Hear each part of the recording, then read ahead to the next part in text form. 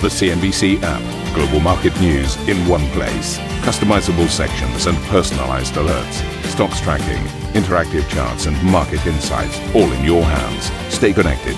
Stay informed. Download the CNBC app today.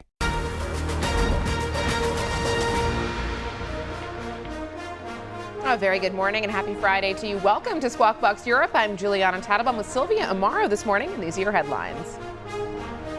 Global equity markets push higher as U.S. core inflation meets expectations while jobless claims hit their highest level in almost 4 years, firming up bets of a Fed cut next week and more towards year-end.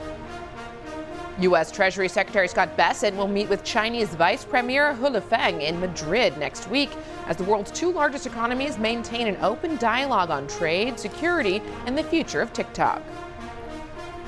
UK GDP figures just crossing the wires in the latest test for Chancellor Rachel Reeves as she grapples with kickstarting growth. We'll dive into the figures very shortly.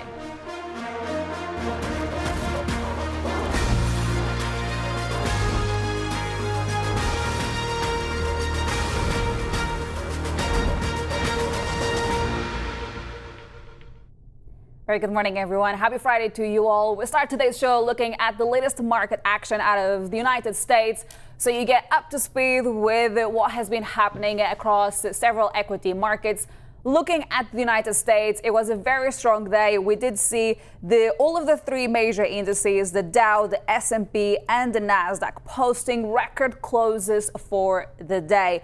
Worth keeping in mind the main narratives that investors are following at this stage. One is, of course, what the Fed is going to do next. Are they in a position to continue a dovish tone? So far, those are the assumptions from the markets.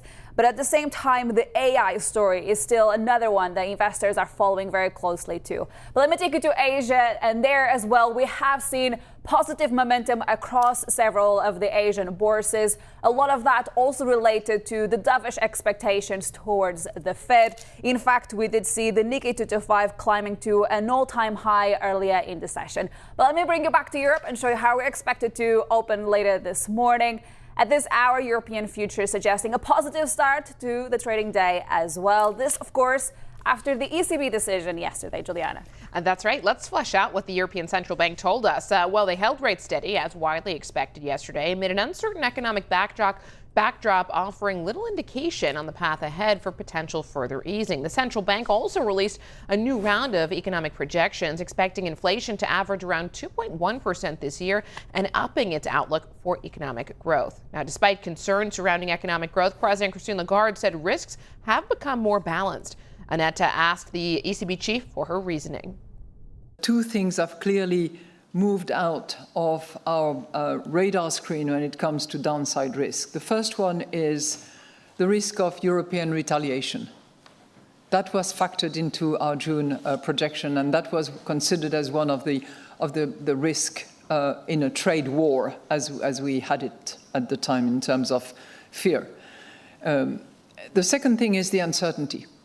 So what we call, trade uncertainty, that has clearly diminished. It's not to say that risks have vanished. It's not to say that we are short of challenges. There are new risks, probably. There might be new ones. There will be new challenges, which really sort of anchors our determination to work meeting by meeting and to assess each and every time what the situation is. We're very fortunate to welcome Martins Kazaks, Governor of the Bank of Latvia, to the program. Governor, thank you so much for being with us on such an important day after we just heard from the European Central Bank yesterday.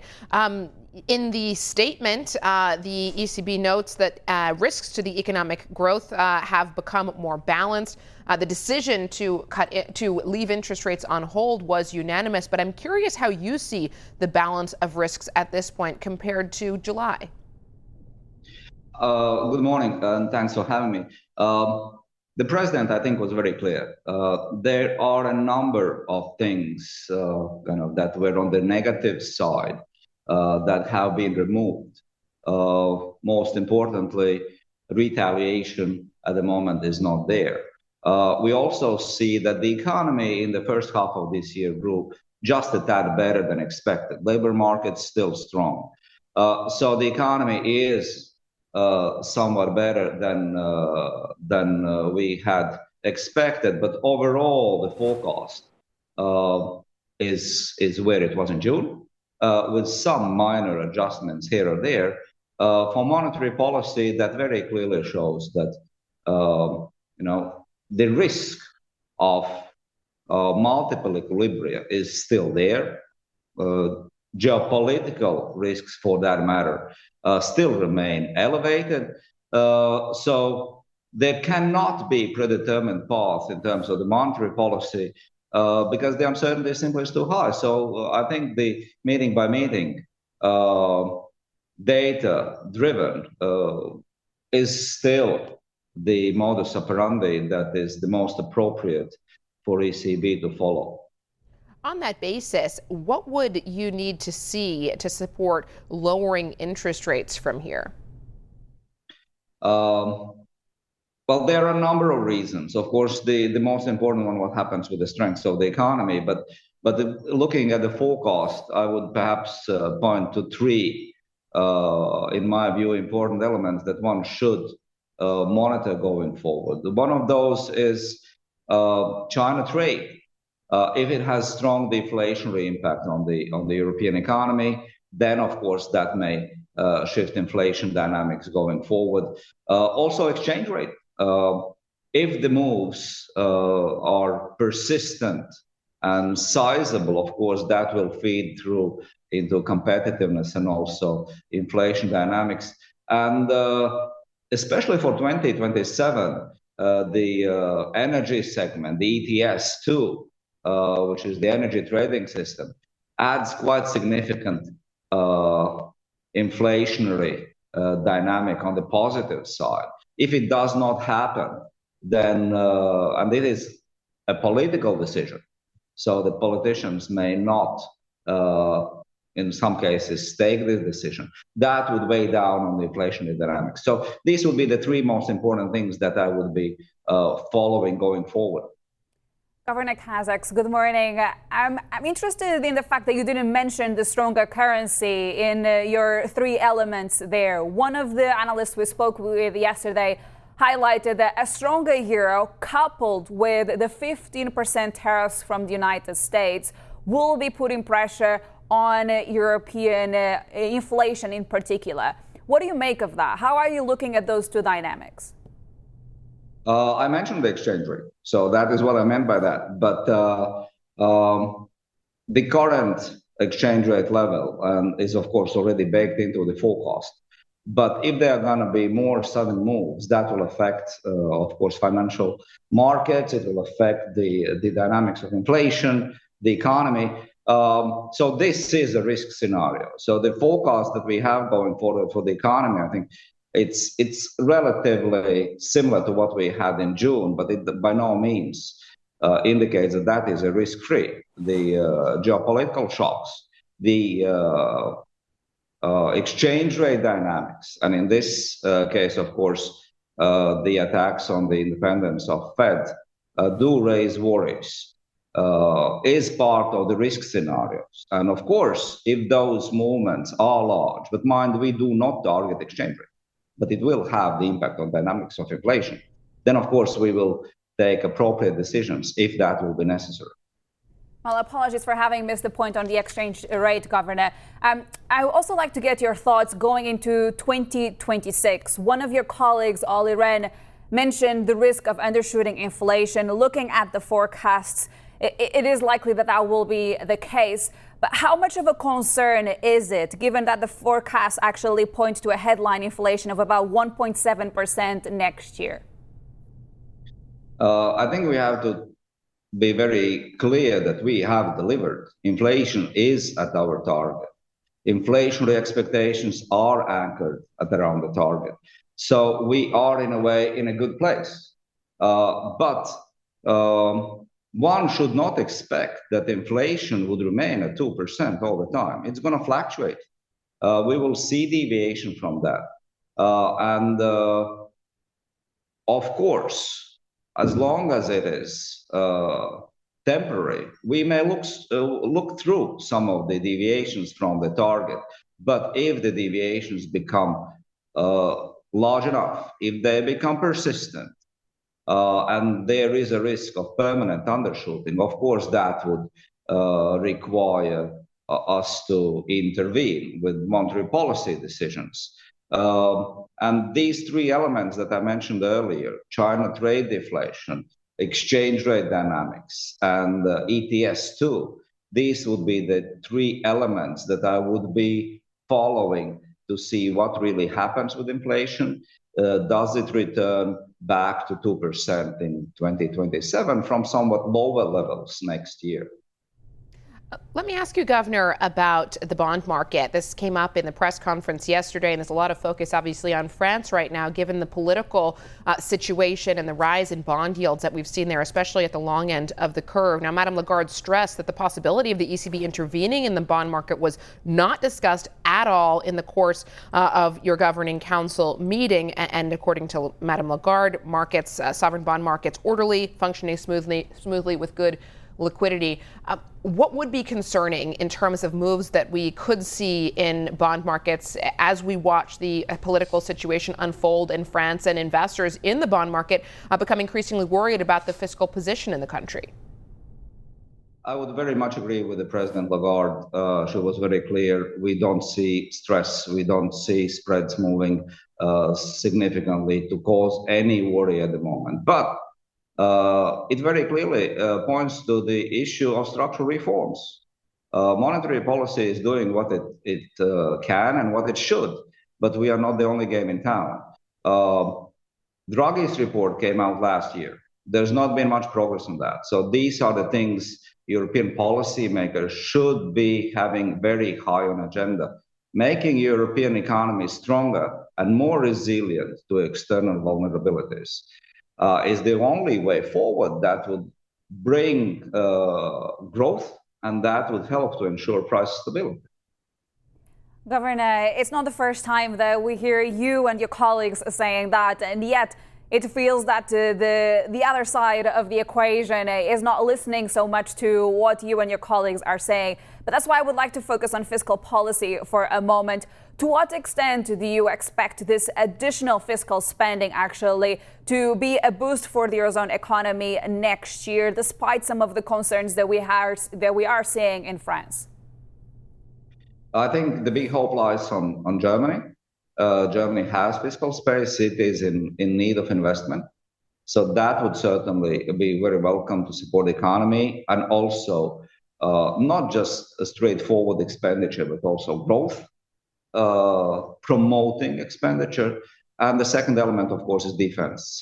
As we saw a couple of days ago, and over the last few years overall, geopolitical situation has been shifting around. Europe needs to strengthen its defense. Lots of improvements are there already, but there is still a very long way to travel.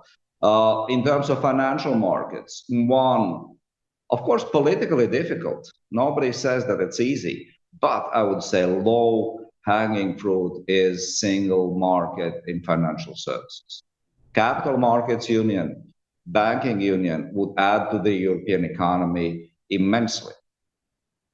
Well, let's see what will happen on that front as well. In the meantime, we appreciate your time today. Martin Kazak's governor for the Bank of Latvia and, of course, ECB Governing Council member as well. Now, elsewhere, U.S. underlying inflation rose in line with expectations in the month of August, with the monthly core print coming in at 0.3%. On a headline basis, a monthly CPI rose by 0.4%, the biggest gain since January, largely driven by a jump in shelter costs. Traders are still fully pricing in a Fed rate cut next week. This is according to the CME's Fed Watch tool, with the majority expecting a 25 basis point move lower. Also adding to bets of further Fed easing were the jobless claims figures, which came in at 263,000. That was the highest reading in almost 4 years. Juliana, what an interesting economic point to look at the Fed at this stage, because their talk to me is really at play here. Do they look at the labor market? Do they look at inflation dynamics? Analysts and traders very much expecting that the labor market situation will be the one that the Fed will focus next week. But to what extent will the inflation narrative actually prevent the Fed from going for a 50 basis point cut, for instance? So that's one of the questions marks that I have for next week, for example. And then on top of that, the expectation now is that we're going to get 3 rate cuts this year. So more bets on that expectation going forward.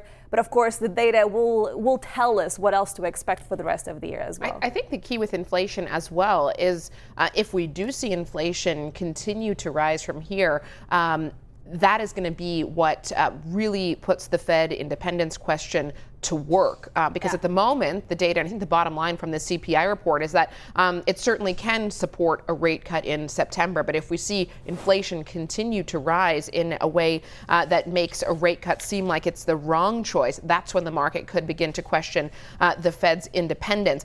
When it comes to the CPI report, the detail here, it was the outsized increases in volatile categories like airfares that actually drove up inflation. Airfares were up almost 6% month on month. So when it comes to analysts and the interpretation of yesterday's report, yes, some were saying that we're seeing the impact of tariffs come through because we did see goods prices accelerate.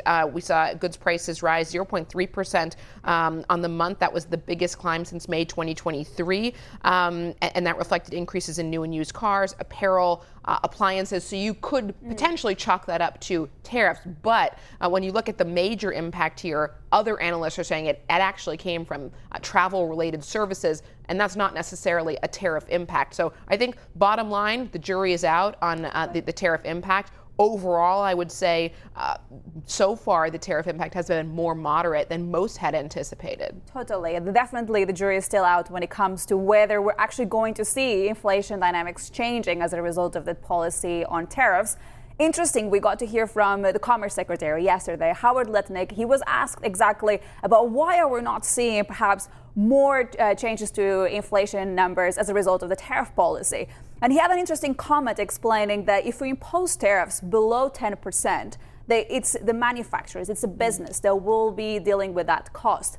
Above 10%, so the roughly 15%, that actually gets split between businesses and consumers. And anything beyond 15%, it's a case of China, for instance, you see the governments actually stepping in and trying to prevent increases in inflation by taking other fiscal measures. So it's an interesting dynamic to follow. But indeed, the bottom line is the concerns that existed before when it comes to inflation and tariffs, we are not actually not seeing them.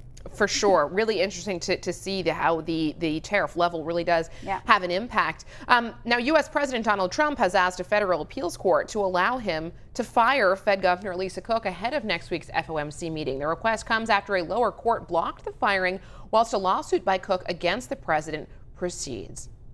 Coming up on the show, the latest GDP report shows the UK economy stagnating in July. Ritika is going to join us next. Plus, top U.S. and Chinese officials eye talks in Madrid next week. We'll take a look at what's on the agenda.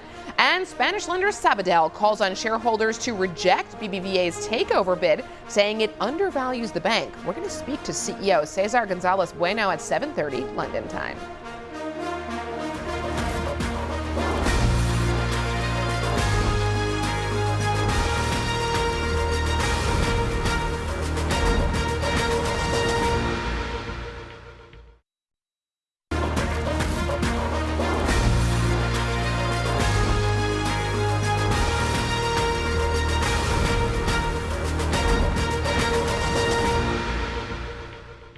Welcome back to the show, everyone. Now, the UK economy stagnated in the month of July. GDP data showed in line with expectations, but down from June's 0.4% increase.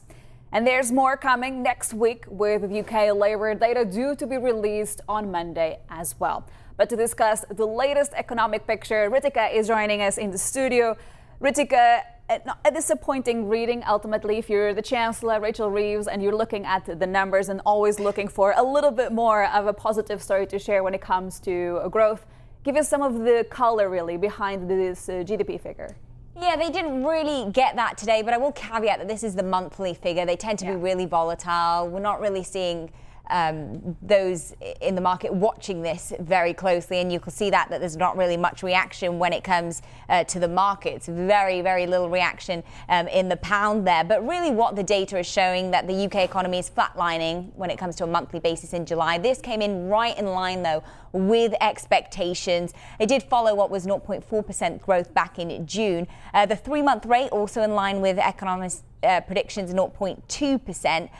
It was industrial and manufacturing output, though, that unexpectedly dropped and was a drag. Manufacturing down some 1.3% on the month. The biggest drops were in computers, electronic and optical components there.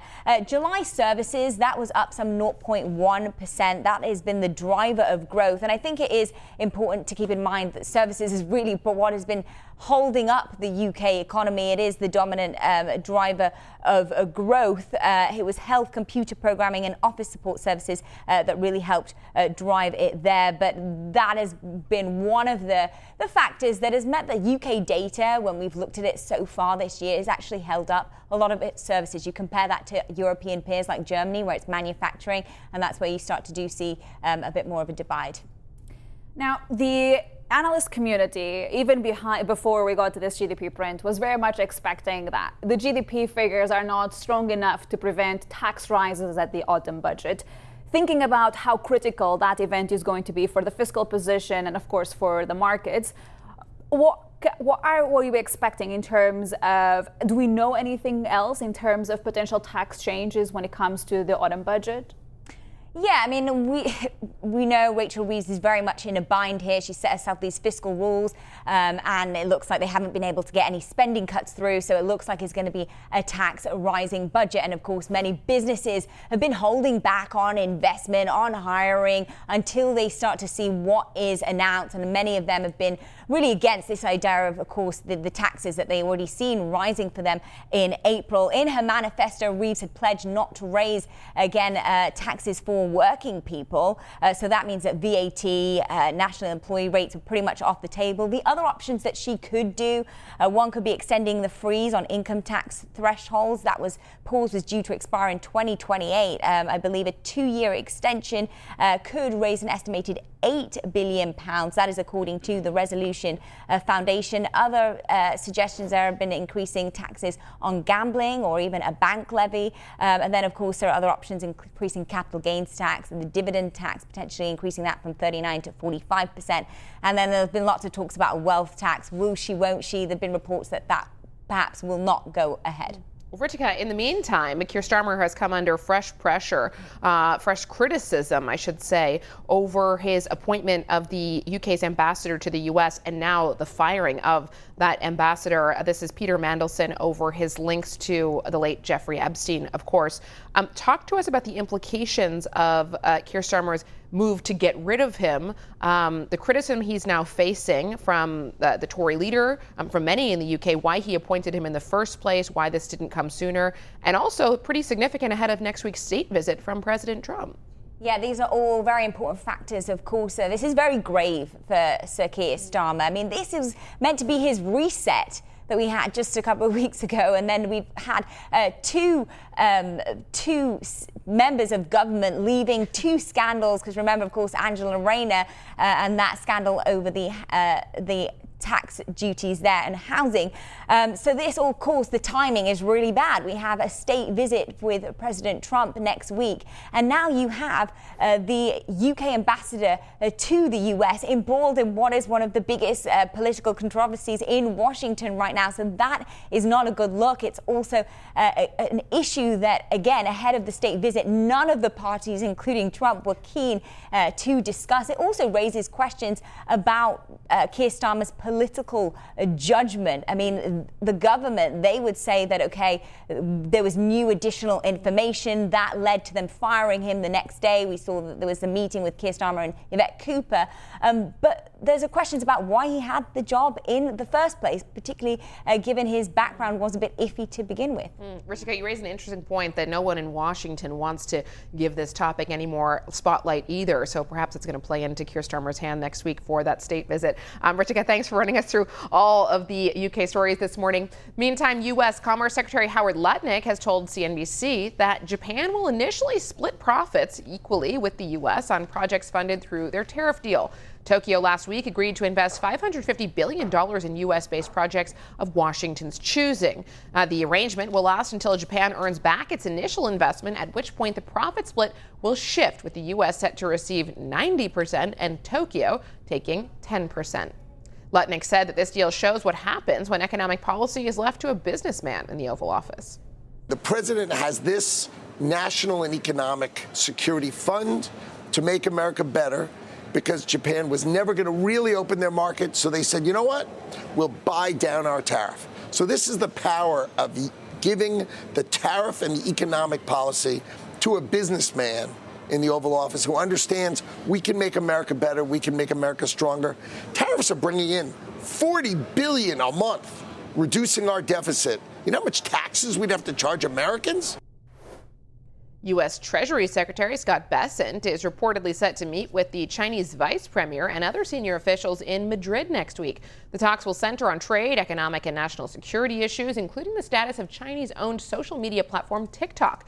The discussions will be the fourth in-person round between the two sides after previous meetings in Geneva, London, and Stockholm. Elaine joins us now with more on this meeting. Elaine, you've got to read it as a good sign that the communication channels are still open. But when you look back at Stockholm, there wasn't a huge amount that was actually achieved from that meeting. We're still waiting for the elusive Xi-Trump meeting.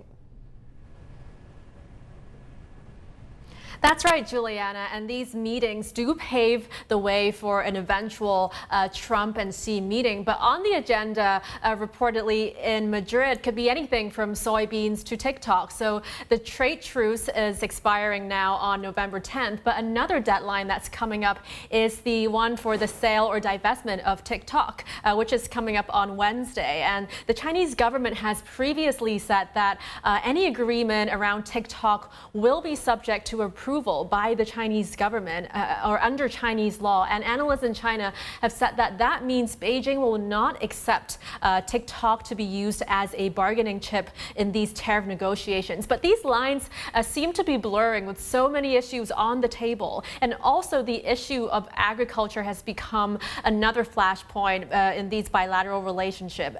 Beijing's ambassador to Washington has recently said that U.S. protectionism has undermined U.S.-China agricultural cooperation, and the Trump administration has criticized China for not buying American farm goods and turning instead to, say, Brazil for soybeans. And indeed, U.S. agricultural exports has fallen more than 50% in the first half of the year, and for soybeans, exports from the U.S. to China were down 51% in this period. So this translates into billions in lost sales for American farmers who are now feeling the pain. So this is one area where we could be seeing them try to reach a deal, but tensions are running high, so the truce does remain fragile.